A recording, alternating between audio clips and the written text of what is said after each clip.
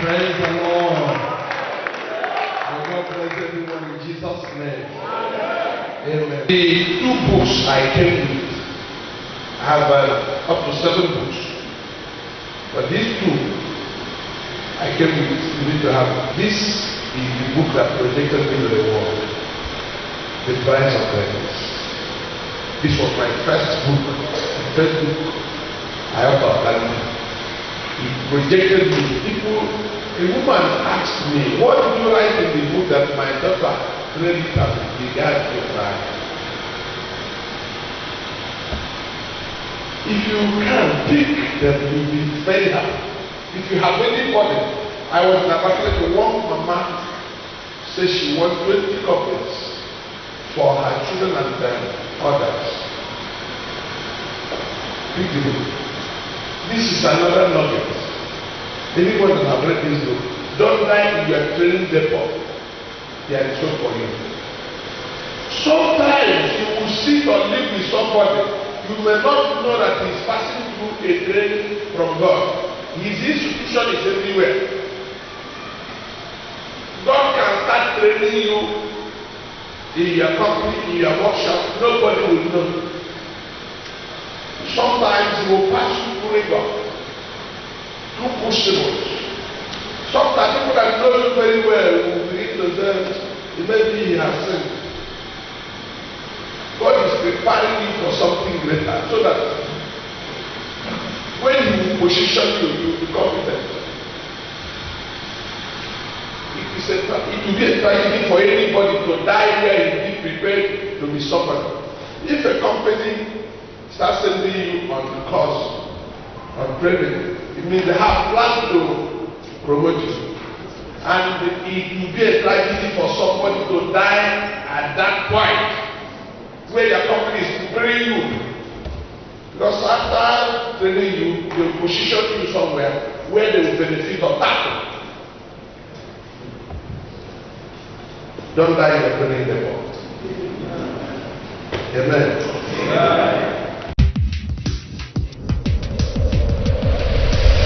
AGC Wuse Abuja.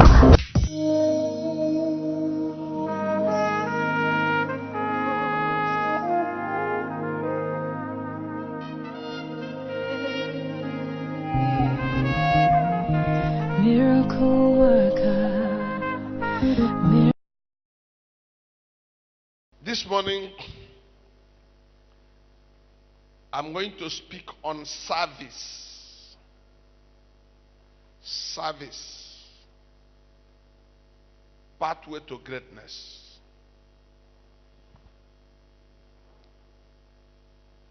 I will ask Sister Kano, pray for me. Give her microphone. Mayukalo, pray. I ask God to speak through me. Let whatever I have in mind be thrown aside. Let his will, let me be his mouthpiece.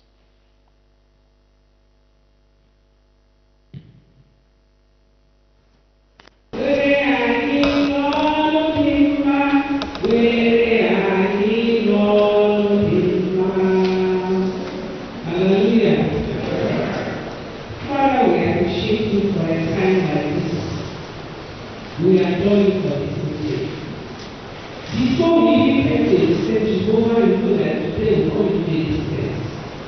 Therefore, Lord, we say thank you. And I want to say Jehovah, your servant is before you right now to minister. She has said that before we service, pathway to greatness. And I want to say Jehovah, prepare our hearts right now. Bring you back to God as a own God. And it will be after that we glorify your name. And for option Jehovah, let it be said from above. Let it speak as an oracle to Jehovah. Not what he knows, but Lord that knows what we know. Let the word of each and every one of us come unto us as it was for Joseph.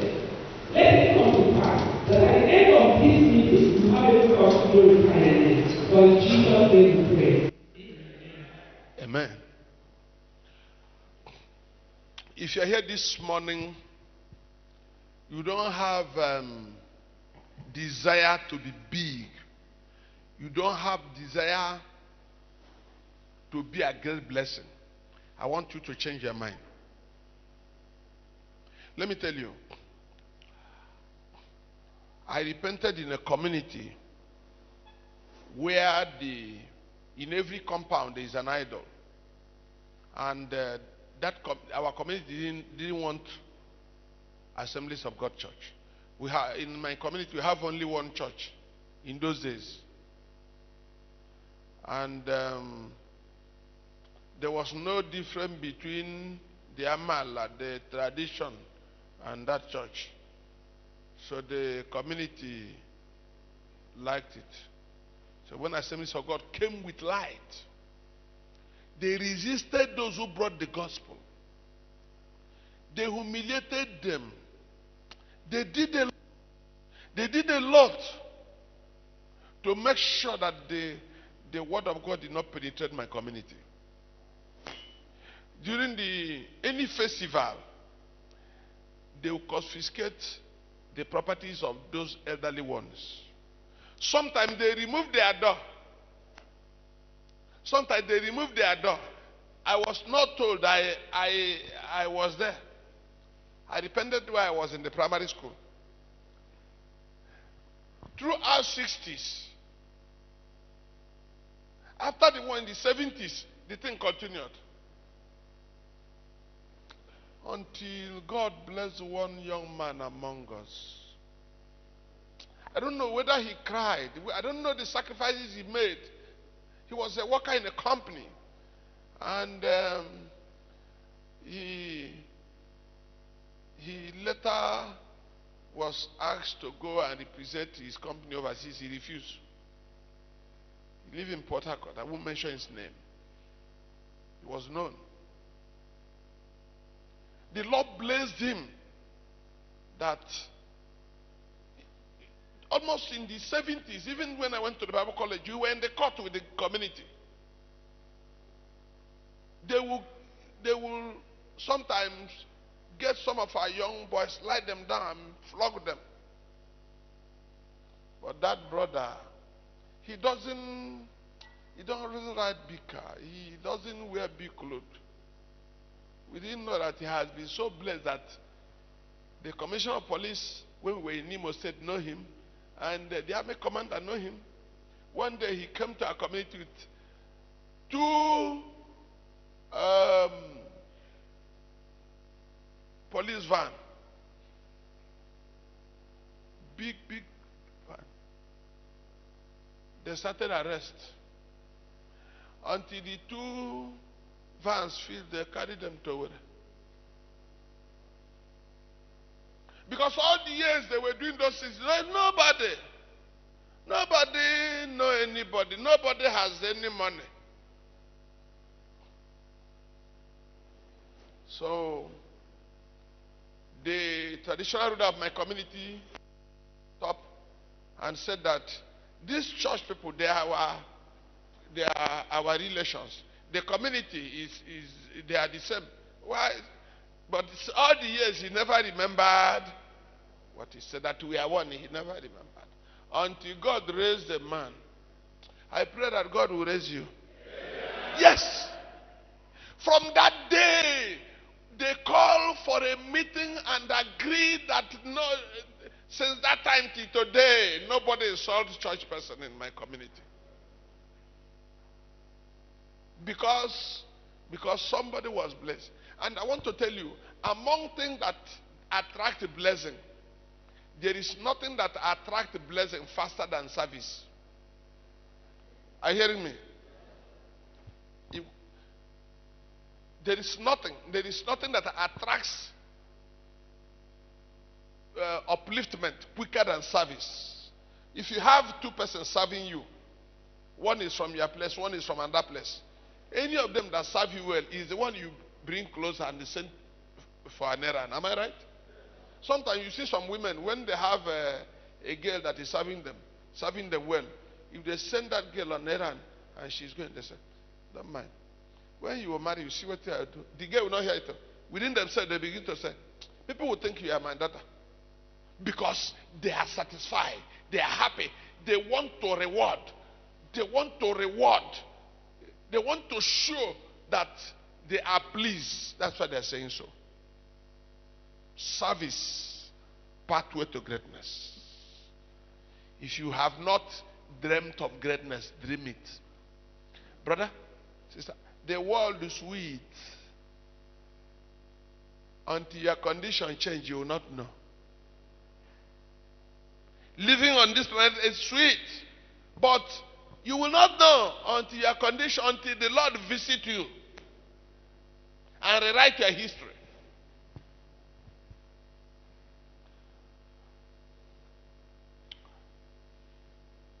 In the book of Job chapter 36 verse 11, it says, this is just a preamble, I'm going to read my main text. It says, if they will obey and serve him, they shall spend their days in prosperity and their years in pleasure and contentment. If they will obey and serve him. If they shall spend their days in prosperity and their years in pleasure and contentment. If you read the book of Deuteronomy chapter 32 verse 13, it reads, he made him to ride on the high places of the earth, that he may eat the increase of the field, that he may suck honey out of rock, and oil out of the finity rock. This is not for everybody. It's for a servant. If it's for a sincere servant, somebody who serves sincerely. Somebody who serves sincerely. Oh, let me say this.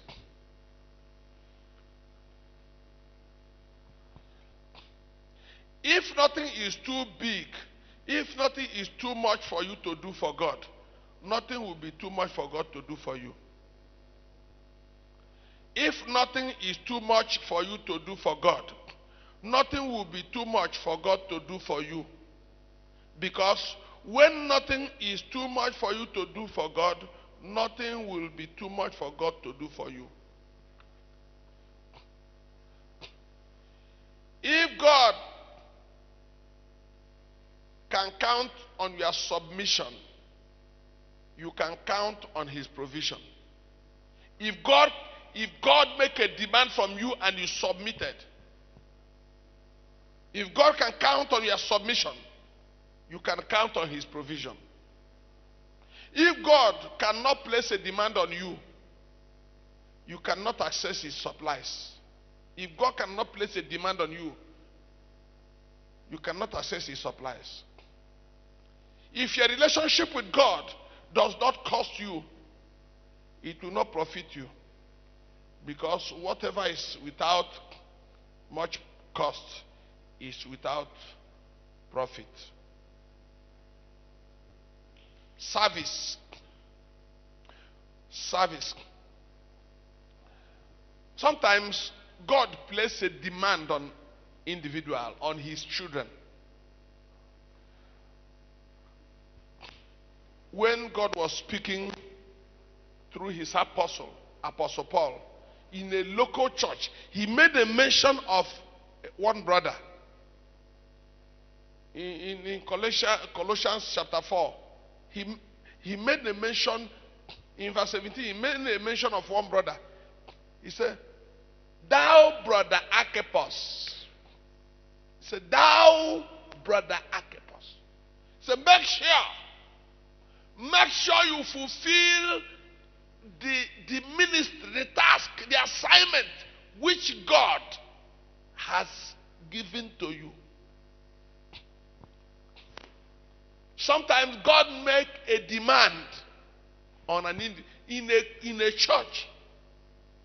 God passed through Apostle Paul and said, thou brother Archippus.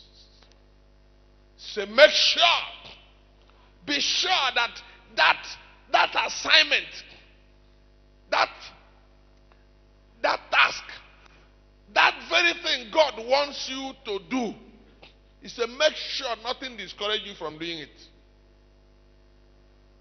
Till today, God is still making demand. During the time of Noah, God saw many people. He called Noah. He said to Noah, go and build me an ark. Say, God, if God, anytime God is making a demand, he wants to open a way for such a person, because I don't think he is in it. If God is in their need, there is nobody here he can consult. There are people like Donald Trump, people like Dangote. If God is making any demand, he just wants to give you an opportunity to step into greatness, to step into great blessings. Anytime God is making demand on anybody, if it is God, he wants to lift such a person up. He said to Noah, go and build me an ark.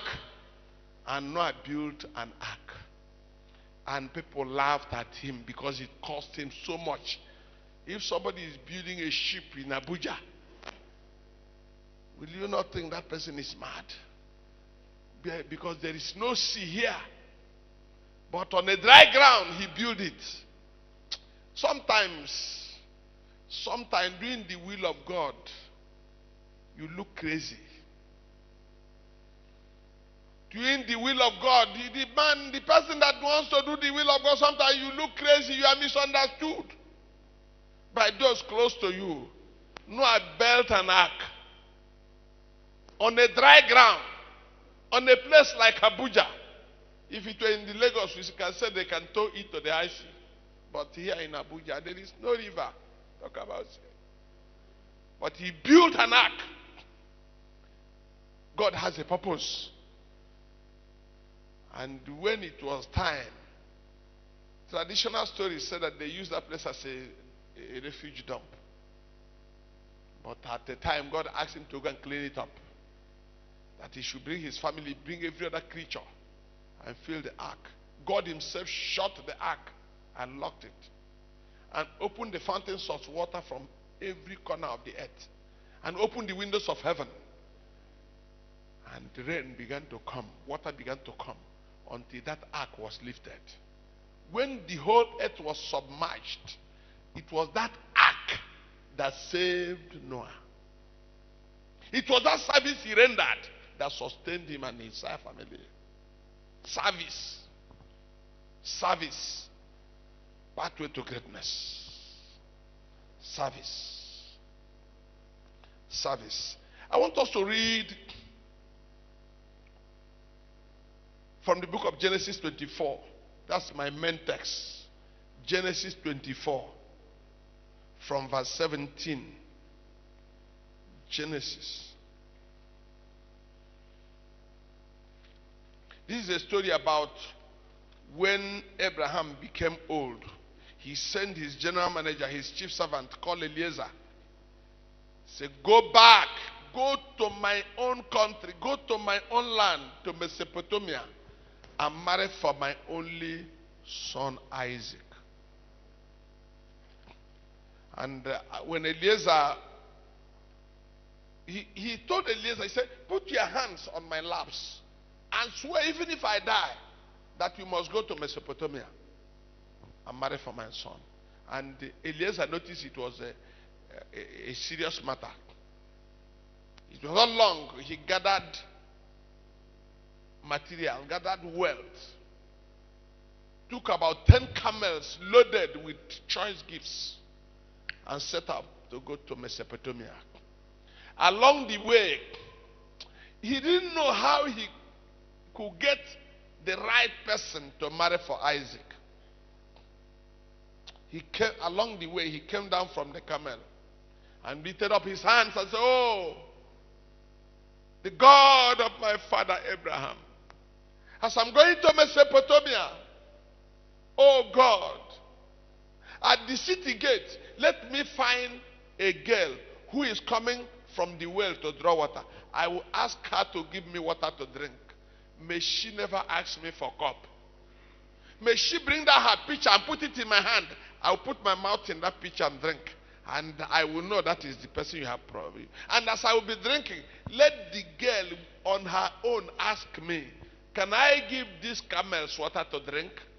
If I see a girl like that, who will ask me after drinking the water from pitcher, who will ask me, can I give the camel's water to drink? I will know you have provided me with a girl I will marry for Isaac. After praying, he set out. When he got to the gate, that's where I want to read what happened. What happened? Genesis 24 from verse 17. And the servant ran to meet her and said, let me, I pray thee, drink a little water from thy pitcher. And she said, drink, my Lord. And she hastened and let down her pitcher upon her hand and gave him drink. Eliezer said, God, you don't start work. And when she had done giving him drink, she said, I will draw water for thy camels also until they have done drinking.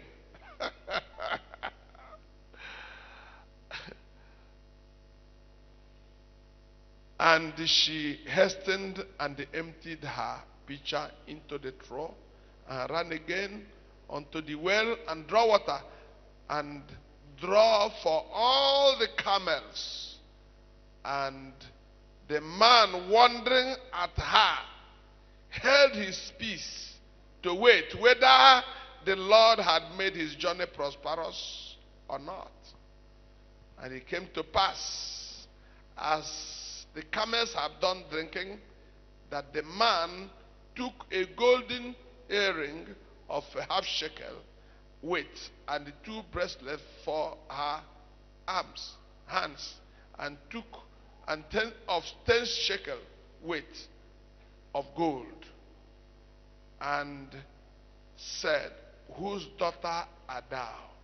Tell me, I pray thee, is there room in thy father's house for us to lodge in? And she said unto him, I am the daughter of Bethuel, the son of Micah, which she bore unto Nahor. And she said moreover unto him, we have both straw, provender enough, and room to lodge in. And the man bowed down his head and worshipped the Lord. Hallelujah. Everybody say service. Say service. Pathway to greatness. Even if you don't like greatness, even if it doesn't fit you, as superintendent doesn't fit me, even if it doesn't fit you, I'm telling you, there are kind of sacrifices and services you render. Whether you like it or not, it will be bestowed on you. There are services you render. You remove from your head bondages of penury. Look at this girl. As Eliezer prayed it, that was how it happened. Eliezer saw her coming back from the well. Eliezer said, please, can you give me water? He said, my Lord, take it. And as Eliezer was drinking, the girl said, can I give your camels water to drink? The Bible said Eliezer held his peace. He went under one tree and began to watch. Is that how people's condition can change overnight?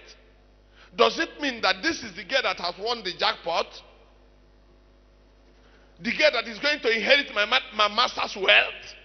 Just like that. Just like that. All the conditions she met, she fulfilled.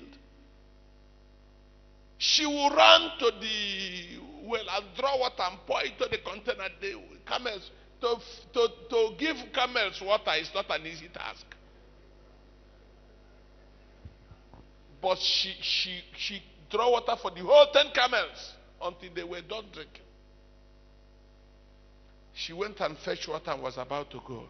Eliezer said, come, put down that picture.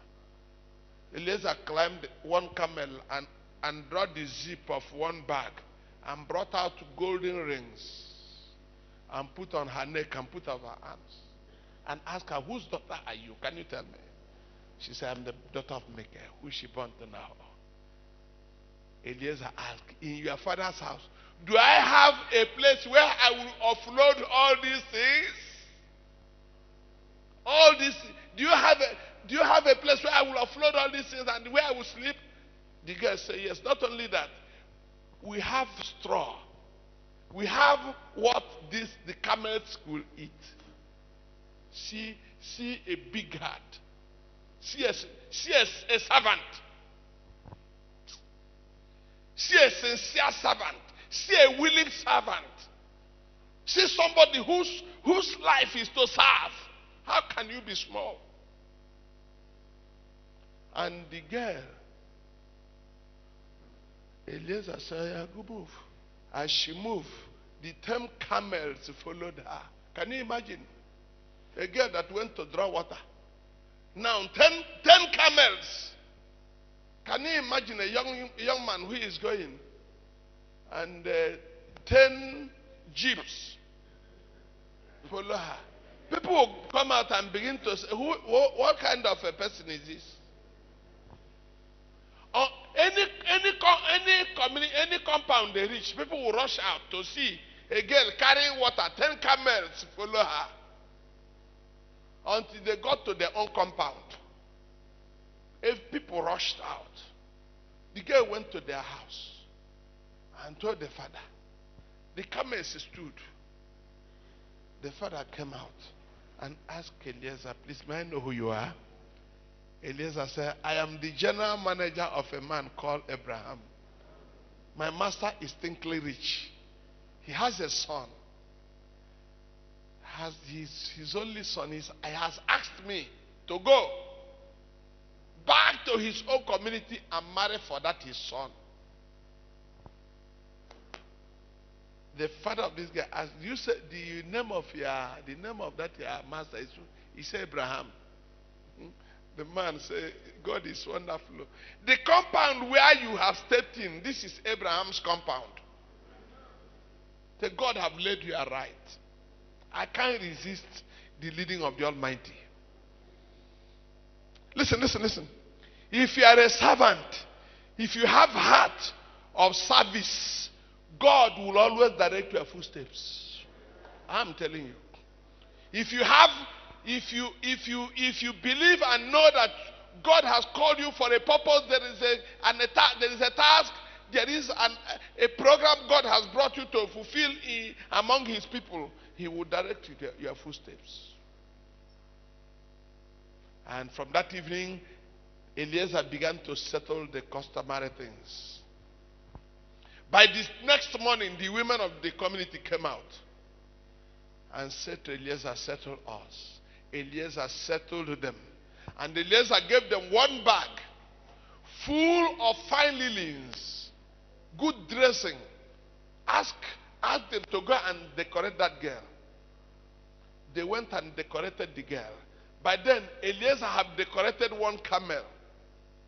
And as the women led the girl out, Eliezer said to that girl, climb this camel.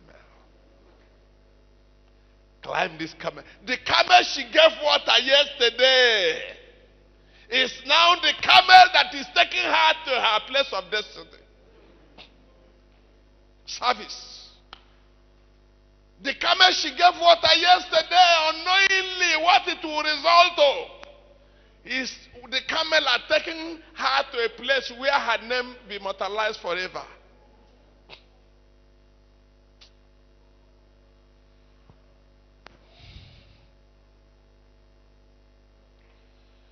Dịka nwele na-achọ mmiri ọ na-aṅụ, Kobim na chogi onye nwem. Naanị gị ka obi m na-achọ. Achọrọ m ikpere gị. Naanị gị bụ ike m nọta m. Naanị gị ka m nyeworo mmụọ. Naanị gị ka obi m na-achọ. Achọrọ m ikpe.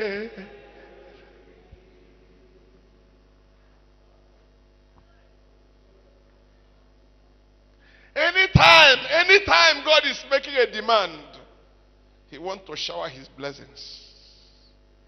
God told Elijah, when Elijah shut the heavens because of what Jezebel and Ahab did, and God said to him, go to Brook Charet and hide thyself.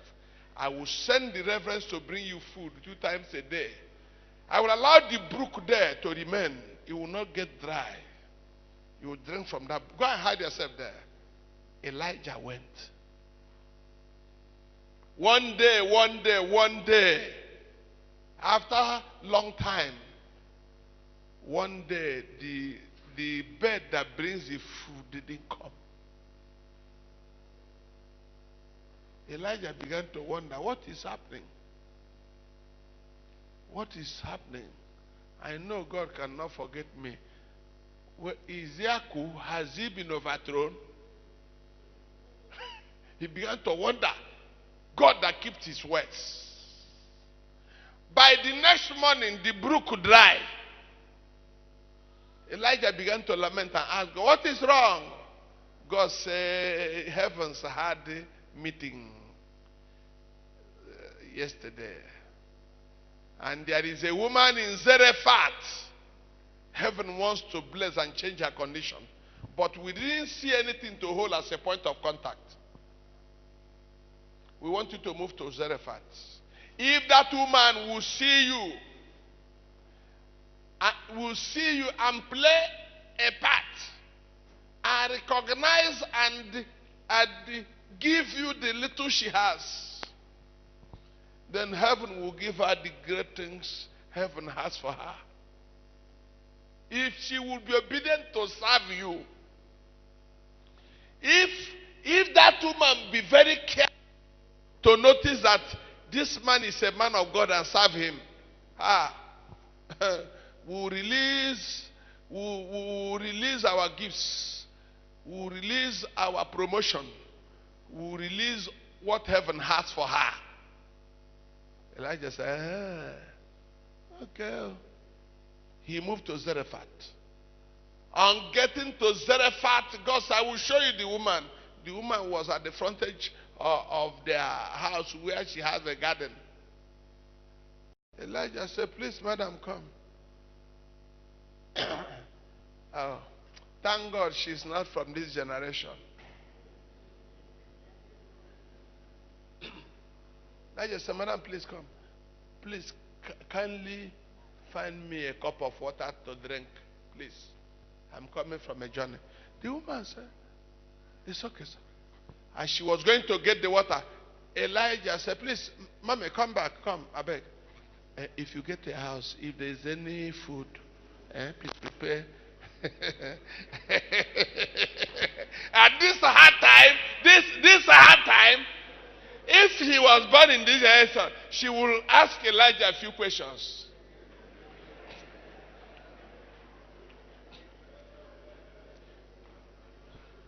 If she was born in this our time, let me not say if she is our church woman. I won't say that.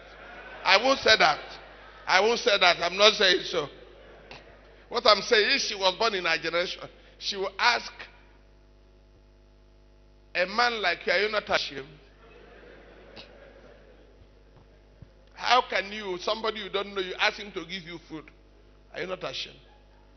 As Elijah called that woman back and said, please, just food, no matter how small. The woman said, there is no food. The little I have, she admitted there is A little. She said, the little I have is what I'm going to prepare now. I eat with my son and begin to look unto God. Elijah said, go and make it first and bring to me. Ah! This is another crime. If he had said that to an intelligent, well-calculated woman of our time, the matter is finished. Oh, God, help me to follow you. Help me to obey you. Sometimes to do the will of God, you look crazy.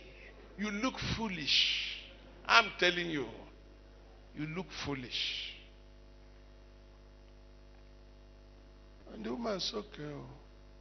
She went and made that small and brought to the man of God. And that was it. God took right. And the heavens opened and began to favor her. Throughout the 3 years and 6 months of the drought, throughout the 3 years and 6 months of famine and scarcity, heaven supplied her food. And she lived well. Even when the son was attacked and died, Elijah said to God, you can't do that. You can't allow this kind of. What will the world say? He fell upon that boy and breathed into that boy. Said, get up. And the boy jack up. Because the mother has served. The mother has served. There are services you render. Oh. Sometimes people don't know what propels me. The way I have no time to tell you the kind of things I do. But I'll tell you few. I tell you few.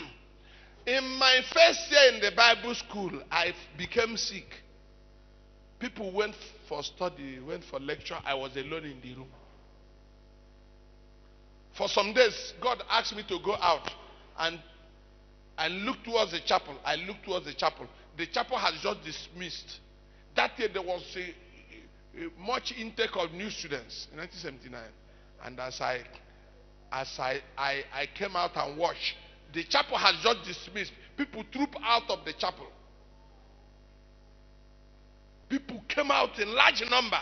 I'm telling you the truth. He asked me to go back. I went back and lie down.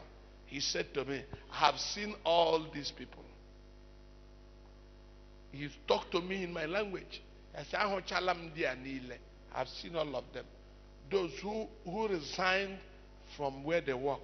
Those who closed down their business. He said, I've seen all of them. I'm still looking for a man who will labor sincerely for my work to improve. He said, I will pay him till his 4th generation. He told me, he didn't send a prophet to tell me. He said, if I see a man like that, who will suffer, who will labor, who will sweat, who will work for my work to improve, say, I will pay him. I will pay him until his 4th generation. That thing till today remains fresh in my heart. Now, so the way I serve, I feel I'm a servant. I am more of a servant than a leader. I used to tell the pastors, I said, this leadership is like a helmet on me.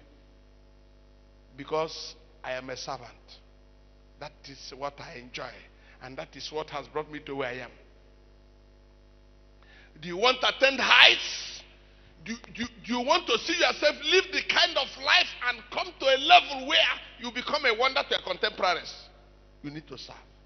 That is what will change your status. That is what will change your history. Service. Service. Service. Service. The Bible says, they who sow in tears, those who sacrifice something that pains them, please, they who sow in tears, they will reap in joy. They that bear the precious seed crying, they shall surely come back rejoicing. Because God is a sincere rewarder. He is the one that rewards them that diligently serve him. God is a rewarder of them that diligently serve him. Listen, let me tell you. Thank God you worship in a church like this. Well beautified. Everything done. Nothing again to be done. Nothing. There's nothing you're going to improve on the structure. Why not? There are churches in your district. There are small churches. Why not? Since this one has been completed, you as a person, you meet the pastor. Say, can I help in raising this structure? Can I help in buying the seats? Some of them are using benches. Can I help to buy you musical instruments? Can I help to do one thing or the other? I mean, there are churches in this district. You are not doing it unto any man. You are not doing it to attract attention of the district. You are doing it because you want to serve. You want to prove to God that you are a servant.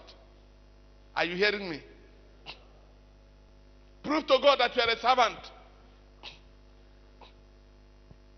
In the 90s, all through 90s, from 90 to 2000,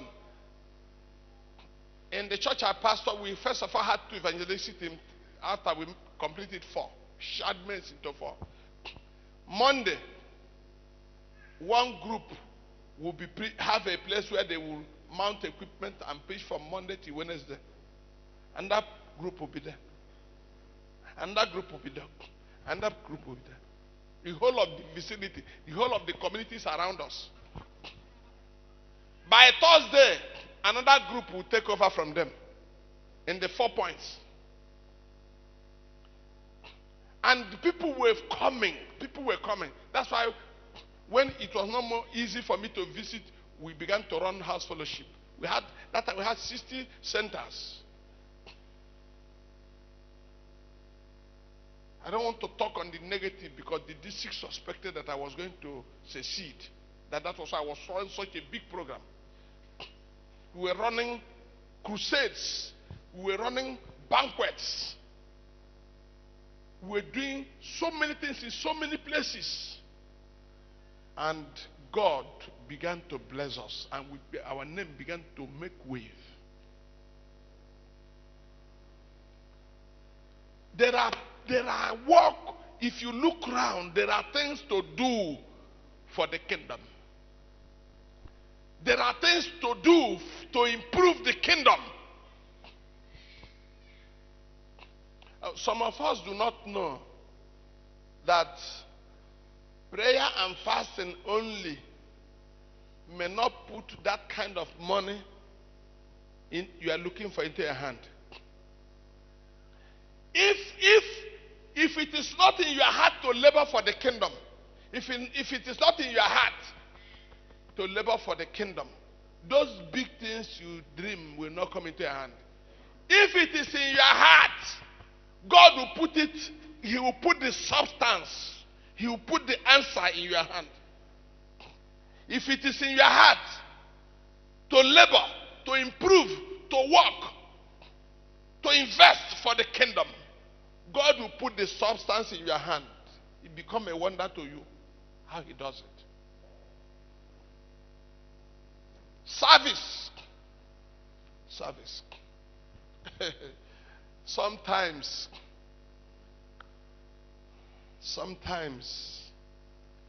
people fail their purpose for being. People fail for the purpose of their calling. God that called you has a purpose. If you be very sensitive to know the purpose for which he has called you, the assignment for which he has shown you, I'm telling you, you cannot do it and remain at that level. Never. Never. I was small. I was small. God made a demand on me.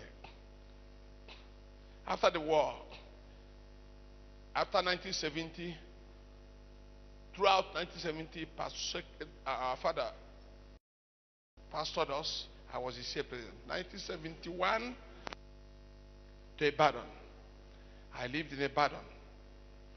I schooled for some time there.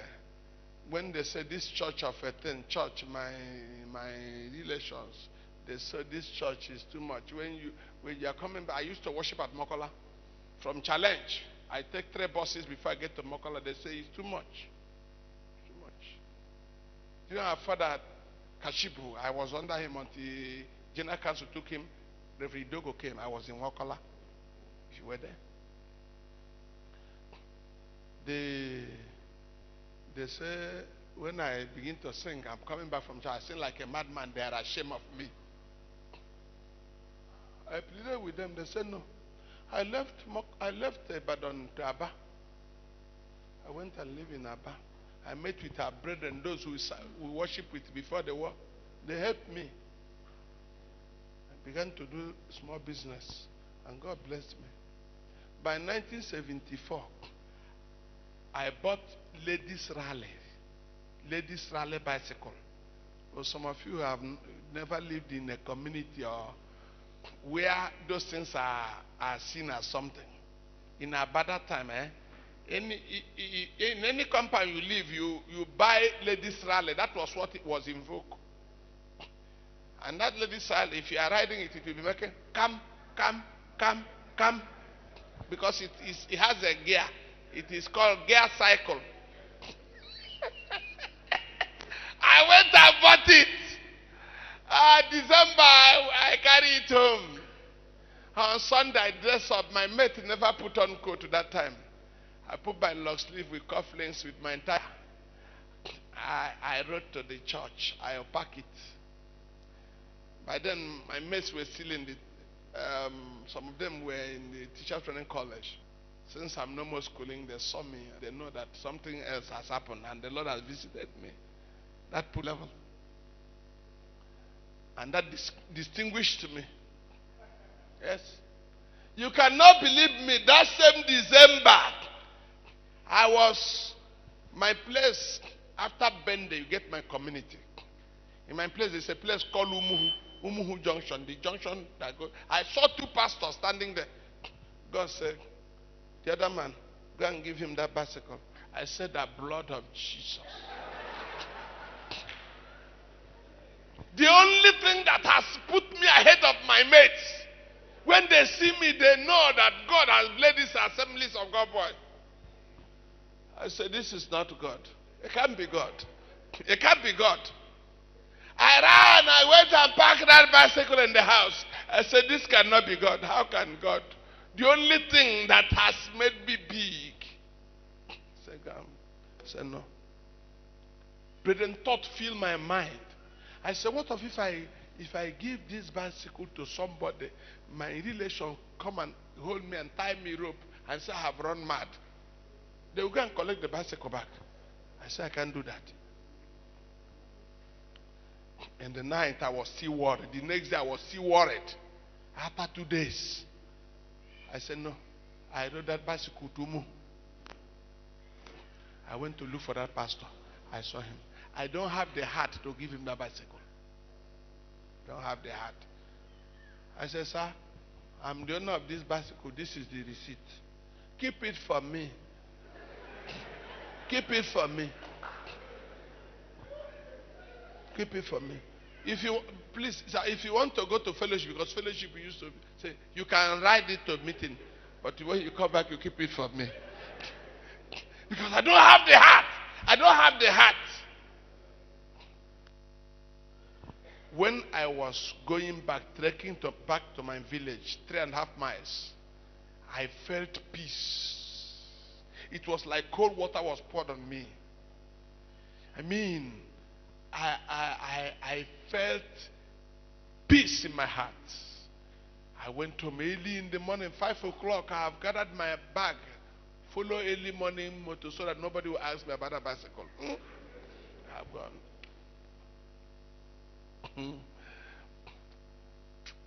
when I became a pastor many years ago, it was surprising that in the church I pastor, 2 young men bought me Mercedes 230 the same week. It was only my superintendent that was going on Mercedes 230. That time it was raining. I sold one to the church and was using one. If I had not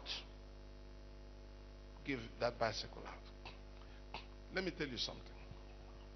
There are sacrifices you will make. Heaven will not forget it. There's something I will tell you, you will think it looked very foolish, and I thank God I didn't say it. As a pastor, I was not a superintendent when Papa Osoke started Peniel. Immediately started Peniel, there was a man from Port Harcourt, the Erison on mission, Brother Onosoro, was the one the General Council used his band. Brother Onosoro died suddenly, and Papa Osoke began to look for what to do. He sent for me. He said, I want you to go and organize and get a sound system and the singers. Because in the whole of Igbo land, I'm the first person who started playing band. It was you know what it was, and people know. So he called me and asked me to go and get a sound system clean and singers. He asked me to serve under one big pastor. I went and wrote the proposals and gave to him. When we started, there was the need to beep up. We have to go out to Enugu and buy a more sound system, and so that the sound will be clean. And some of the little money I came with also entered.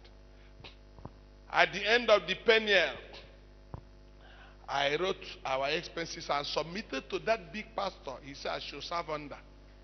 Before my eye, the man picked a biro and canceled the whole thing. He never took right to any of them. I became so ashamed because he didn't believe that we can spend such money on the instrument and the singers. So I went out. I became what I came back. I said, sir, please, can I talk to you? He said, yes. I said, I know you must have seen pastors who tell lies.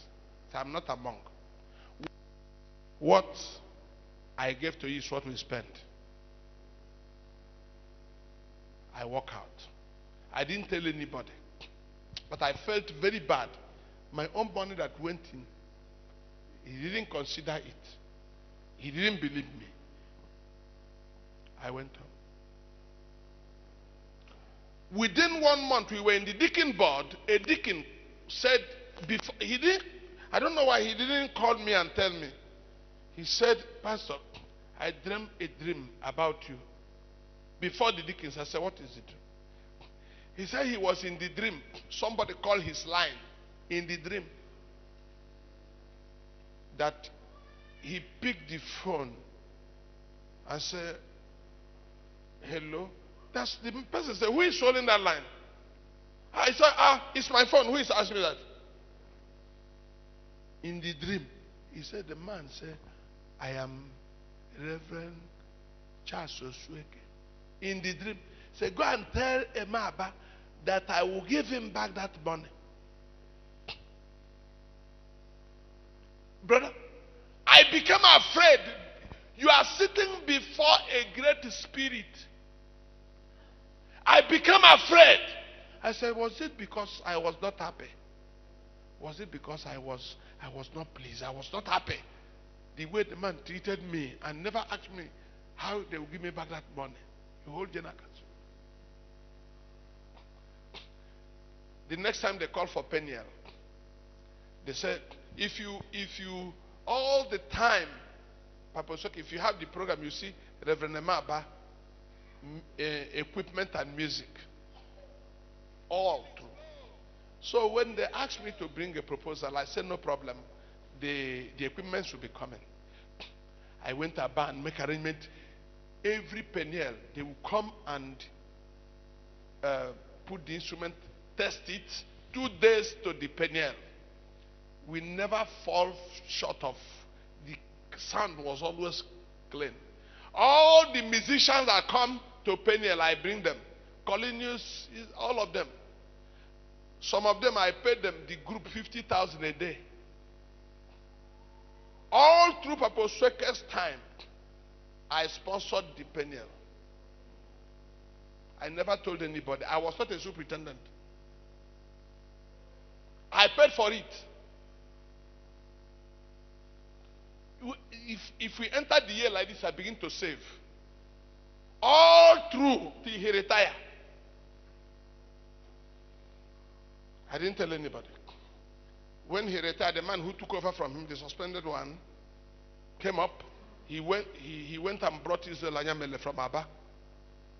When he started playing, he came up and said that he wants people who give 1 million to support the program. I told my wife, the money I would have used, Seth, I came up, I signed a check.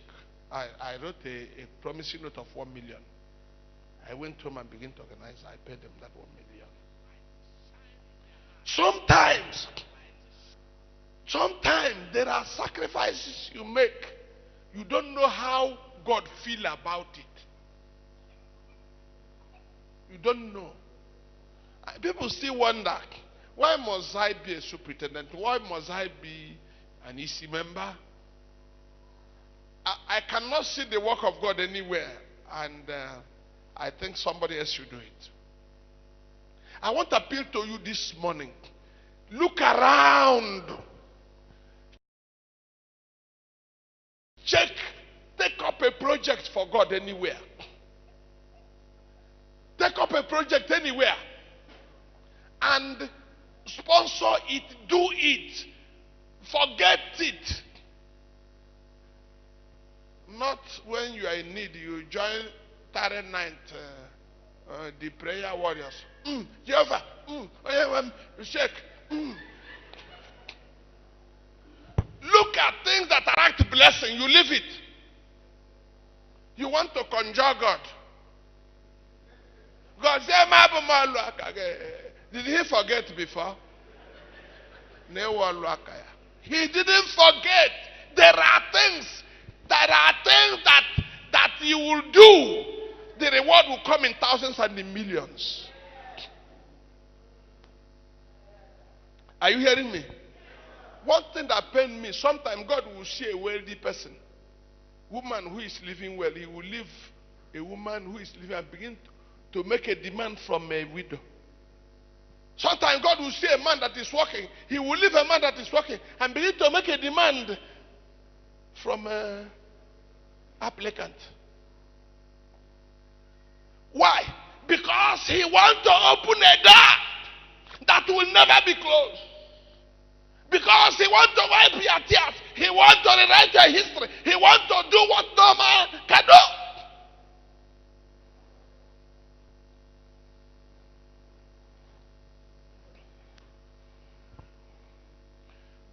We were building the parsonage, 2-story building, in the 90s.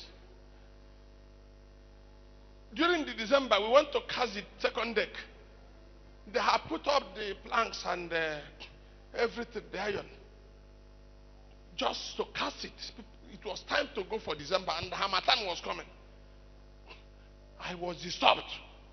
That Saturday night, I decided I will have to make appeal on Sunday morning. Early Sunday morning, I came up.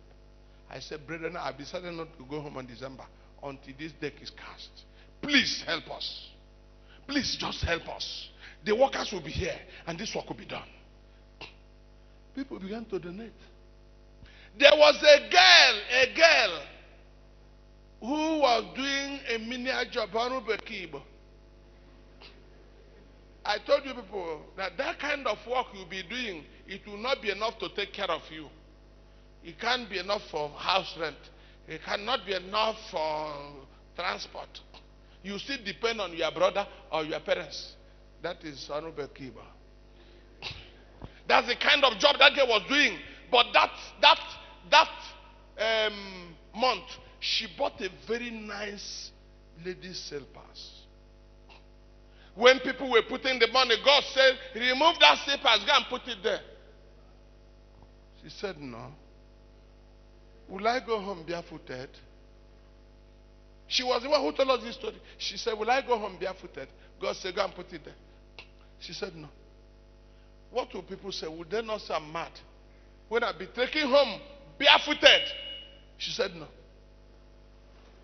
After service, when the service dismissed, she crossed the Kotekpene Road to enter Opobo Road. She slumped there. She slumped. Sometimes there are sacrifices God wants you to make for your head's sake. For things that is coming on your way. To avert problems. To avert sickness. To avert death. To open doors for your family. There are sacrifices. People came around and they brought water and began to pour on her to resuscitate her. When that girl came to herself, do you know what she said? She said, oh, slippers here. It is this slippers. People said, what is it? She got up and sat down on the floor, drenched with water. She said, go and, you people buy me waterproof. They went and bought waterproof. She put that waterproof in that water. Put that slippers inside waterproof and got up. As she was coming back to church, people followed her. I was still in the church. She was the one who told me this story. She was the one who told me this story. How God asked her when people were putting thousands of naira. God said, remove that slippers, go and put it there. She said, how will it look that I'll be trekking home barefooted? Allow people to say what they want to say when you are serving. Service is the wisdom key that opens up human destiny. You cannot serve humanity when you don't have love for God. The hotter your love for God, the more serviceable you become to humanity. Also, the higher you fly in life.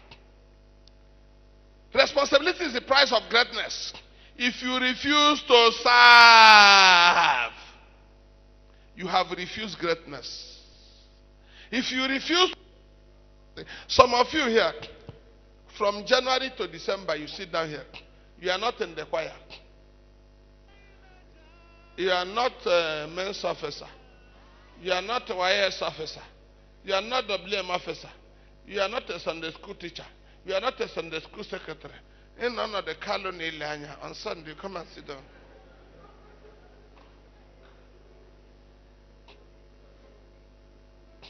Why not? You are not one of the temple keepers. You don't sweep the church. You are not involved in anything. You only, on Sunday, you only come and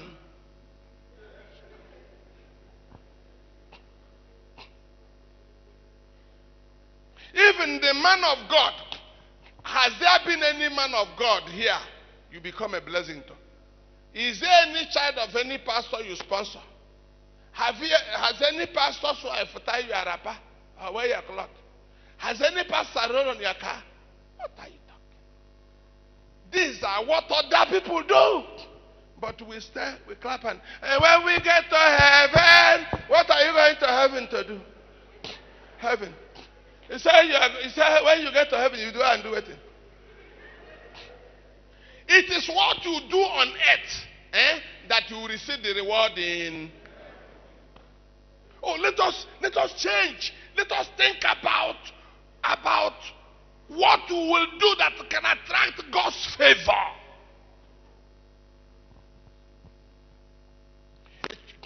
That church I pastored for a long time. When they did the send off, they bought me a car. I just want to provoke God. I asked them to go and park that car somewhere. After 2 weeks, there was an elderly papa who was about to retire in Adishit. I said, drive that car to his house. Give him that car. Tell him that I saw that car. That if that time I said, if he has not built a house in their home, in their village, that I will give him 50 bags of cement. The man nearly somersaulted. The man nearly collapsed. I didn't enter that car. I didn't enter that car. Because sometimes begin to think, what can I do that to provoke God's favor upon my life? Begin to think, what can I do that can attract God's goodness, God's blessing upon my life? People could not believe it, that the church had passed for 10 years. I went on transfer, they invited me and bought me a car. I told somebody to go and park the car somewhere. I said, after 2 weeks, I called one of my members and said, send it to that Papa. Papa Ekuruke. Send it to Papa Ekuruke. In our district. I was looking for, what can I do so that I can see God's favor upon my life? Think that way. Think that way. I'll soon round up. When you are in the service for God, His presence will naturally follow you. When you are in the service for God, His presence will naturally follow you. He will lift you from the realm of visitation to the realm of habitation. God will inhabit you. When you serve Him well, He will inhabit you. His presence will naturally follow you. I'm not saying that joining prayer group is not good. But when you join, when you don't want to be a blessing, you know how to join a prayer group and invoke God. No man can invoke God. No man. Look for something you can do that can provoke the blessings of God. When you are in the service for God, His presence will naturally follow you. He will lift you from the realm of visitation to the realm of habitation. Your life will become His dwelling place. Anything you do, anywhere you walk, you become a wonder to your competitors. You beat down your competitors hands down because the Almighty has inhabited your life. Has inhabited your life. He will make you unbeatable in anything you do. Service is not a gift, it's a choice. Service is, don't say, I'm not gifted. I'm not gifted to serve pastors. I'm not gifted to serve in the church. I'm not gifted to do some of this thing this man is talking about. It is not a gift, it is a choice, it's a decision. I hope somebody will make up his mind today and you will see God in a wonderful way. Yeah. When you willingly choose to serve God, God will be committed to serve you. God serves human beings. God will serve you. God will serve you. God has served me. Sometimes I cry. I say, why? Why are you doing this? Why are you visiting me like this? Why are you helping me like this? God has served me. God has served. I have nothing that could bring me to where I am. Nothing. I told you yesterday, I have not been to WAS. I have not been to NAS. I have not been to ETS. And I cannot go again because I'm on my way to go. But wherever, even when I was a small pastor, every December, the churches begin to write to the district. Say, can't you send somebody like that to our church? Service. You have only one life to live. If you want to touch God, if you want to touch God, if you want God to come down upon your house and your family, serve. Serve. Serve. When you willingly choose to serve God, He will be committed to serve you and He will beautify you. He will carry you on His eagle wings. He will lift you from slavery to royalty. From captivity to freedom. From lack to abundance. From hardship to comfort. From pressure to pleasure. From defeat to victory. From sickness to health. From frustration to celebration. God will carry you over. He will carry you over. Let me close by telling you this story. It's a true story, it's not a fiction.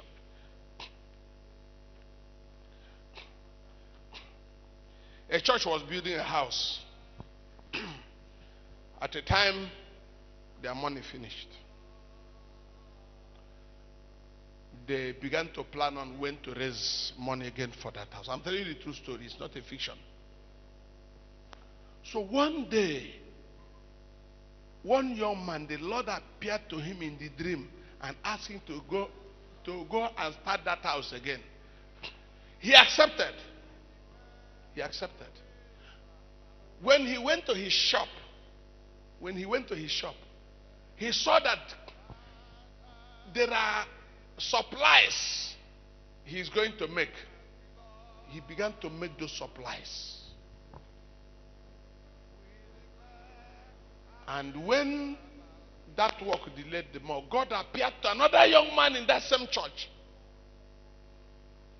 God appeared to another. That young man said that it was after their morning devotion that he just went and put his head on the pillow, and he slept off. And the man came to him and said, "Go and start that work in the church. Go and start it again. My work should not stop." He woke up that morning and it was in a dream. He called the wife, said, "Look at the revelation I just had this morning." The man said, "If it's God," the wife said, "If it is God, you can't disobey." The young man dressed up. I went to the church and told the pastor, "Please call the engineer." They called the engineer. I said, "Please suspend whatever you're doing. Let's go to the market." The engineer, they went to the market to buy building materials. They bought building material that day, offloaded it in the church. Second day they went. In the evening they were offloading. People were coming for class. That very first brother God showed this thing came and saw building materials flooded, heaped. He went to the pastor and said, "Who is doing this?" The pastor said, "That brother. Look at that boy." The next day, early in the morning, that brother came to the church and knelt at the altar, began to cry. He said to God, "You know I accepted. I said I would do it. As I got there, there was supplies. I did it. And I'm waiting for them to pay me." God said, he told us this story. God said, "I am not depending on your wretched purse for my project. Wretched purse for my project. I was giving you an opportunity to step into great wealth, but you delayed." He said, God said to him, "I am not depending on your wretched purse for my project. Your wretched purse." See how God addressed. So I was just giving you opportunity to step into great wealth, but you delayed. Brethren, I want us to think on what you can do anywhere for this kingdom. Think on what you can do. Think about how you can get involved. Don't just come and sit down. And you benefit from it. Your children, children. You have handed over God's blessings up to them. Wherever they are going, they may not know what attracted it.